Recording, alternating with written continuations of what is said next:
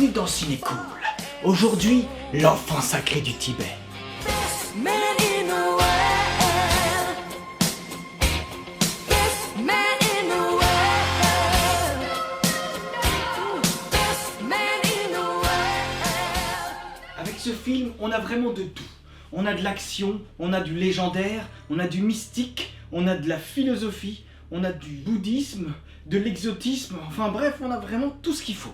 Le ton du film est vraiment cool et vraiment feel good, dans le sens où c'est un Eddie Murphy à la grande époque Eddie Murphy, à la grande époque Axel Foley. Autrement dit, une bonne écriture, un super personnage et des antagonistes vraiment mystérieux. Il y a vraiment un climat, un style dans ce film-là, une ambiance, une identité vraiment particulière. On n'est pas dans le gros film d'action style années 80, on n'est pas non plus dans le gros film comique style années 80, on est dans une comédie d'action à tendance humoristique, mais on n'est pas dans le burlesque, ni dans la parodie, ni dans le débilisme. Et comme dans la plupart des films que j'apprécie d'ailleurs, les effets comiques viennent uniquement du personnage. En gros, il évolue dans une intrigue mystique, mais il le fait avec des involtures, ce qui donne vraiment un style au film, et ce qui donne vraiment une utilité au personnage dans le film, qui forme un tout agréable possible. Comme je vous l'ai dit, le scénario du film est parfaitement cohérent et parfaitement bien écrit. Le personnage de Chandler Jarrell est vraiment à sa place. Il est tout à fait légitime, il est tout à fait crédible dans son taf et dans sa raison d'être dans cette histoire. Son intronisation est vraiment bien pensée, dans le sens où on le met à l'épreuve quelque part, je ne vous dirai pas exactement quoi parce que je ne veux pas spoiler, mais cette façon de faire amène une situation à la fois drôle mais pas trop, et surtout une présentation parfaite du personnage et de ses enjeux personnels. Mais attention, on n'est pas juste dans une intro balancée à l'arrache qui au final ne sert à rien. Non, le tout a vraiment été bien pensé. Il n'y a rien qui est là juste pour faire joli ou juste pour être drôle. D'ailleurs, pour être clair, le personnage du méchant, qui est lui aussi parfaitement introduit, n'est absolument pas une caricature. Lorsque je l'ai vu à l'époque, en étant adolescent, je ne me sentais absolument pas rassuré devant un tel personnage. Certes, avec un acteur de l'envergure de Charles Dance, rien de surprenant non plus. Au cas où vous ne sauriez pas qui c'est, on l'a vu dans un autre film où il avait un œil de verre. L'ambiance fait vraiment années 80 dans sa couleur, dans son grain, dans ses musiques, dans le comportement de ses personnages, dans leur style vestimentaire, dans tout. Il y a vraiment tout qui transpire les années 80. On est en 1986, donc on est dans la quintessence de ce que le cinéma des années 80 a pu offrir de mieux. Les musiques jouent parfaitement leur rôle, on reconnaît une certaine sonorité faite pour rappeler la musique du flic de Beverly Hills, mais sans la singer.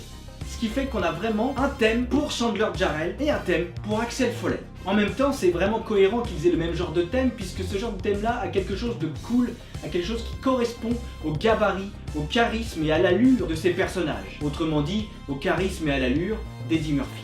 On a évidemment à côté quelques vraies bonnes musiques style années 80 qui viennent se poser pour sublimer le tout.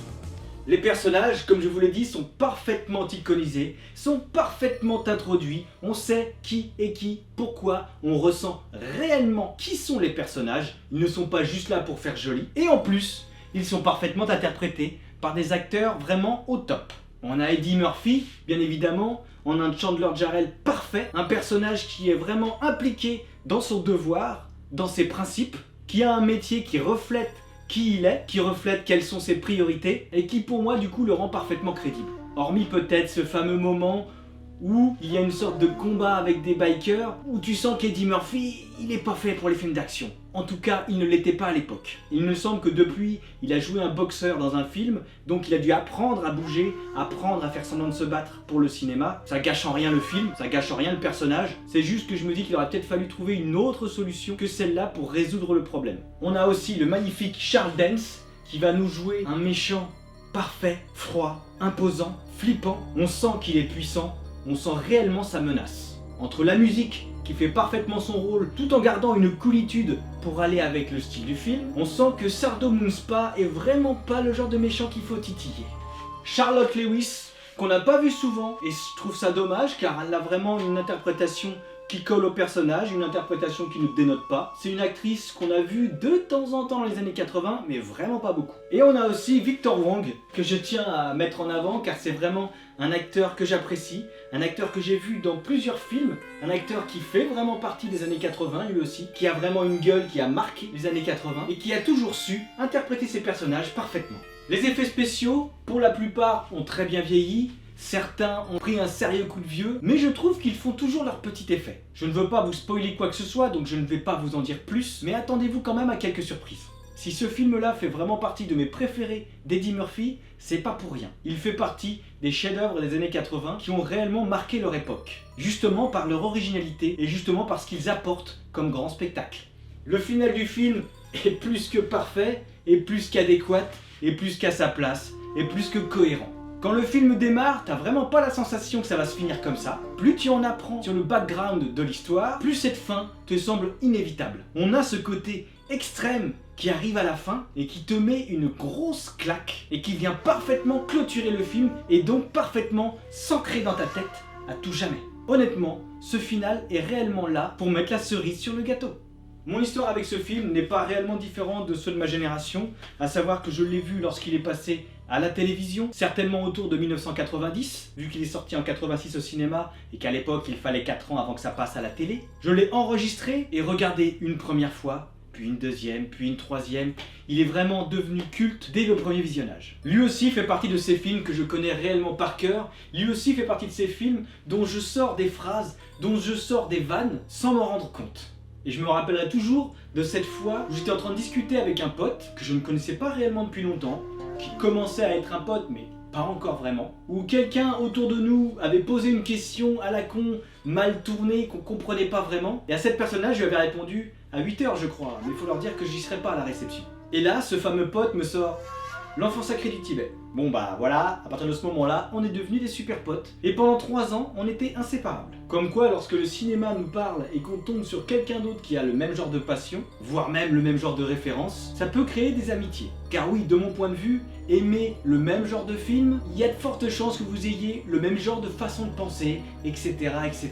Il y a quand même quelque chose de très psychologique, de très caractéristique dans le choix des films qu'on apprécie. On n'aime pas un film parce qu'on nous dit de l'aimer, on l'aime parce qu'il nous correspond.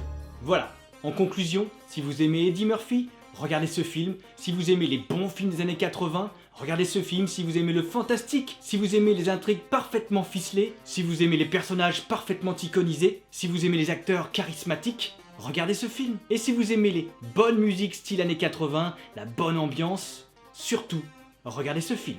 Voilà. Ça faisait longtemps que j'avais pas fait un ciné cool et ça me fait vraiment plaisir d'en refaire un avec ce putain de chef-d'œuvre du cinéma des années 80. Et sans aucun doute, l'un des meilleurs films d'Eddie Murphy. J'espère vous avoir donné envie de le découvrir ou de le redécouvrir et je vous dis, on se voit bientôt.